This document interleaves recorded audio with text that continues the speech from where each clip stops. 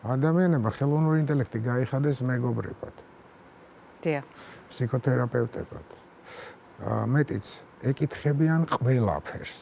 ანუ იმას კი არა რაღაც რთულ ამოცანაში დახმარება ნახოს, ხო? რა არის ამაში საფრთხე ზურა?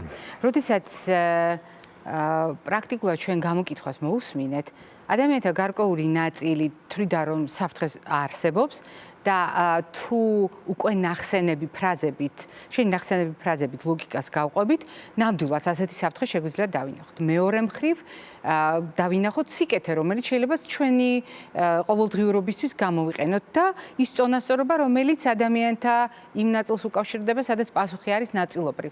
მაგრამ თუ მე მთელი დღე ვეკონტაქტები ხელოვნურ ინტელექტს, თუ მე მეგობრად გავიხადე ხელოვნური ინტელექტი, ყველაფერს ვეკითხები ხელოვნურ ინტელექტს.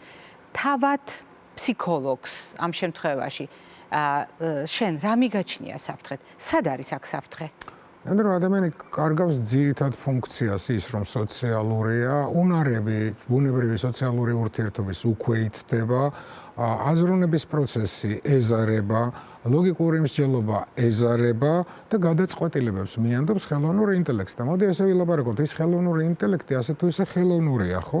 და ჯერ საწყის ეტაპზე ეს შეიძლება მართლა თვითონ იცით რომ სწავლობს ეს ხელოვნური ინტელექტი, ხო, მაგრამ თეორიულად ხო შეიძლება დაუშვათ რომ მისი მართვაც შეიძლება და მე თქვენ მიიღებთ იმ პასუხს კი არა რა პასუხიც უნდა მიგეღოთ, არამედ ვიღაცას რა პასუხიც აწყობს რომ მიიღოთ.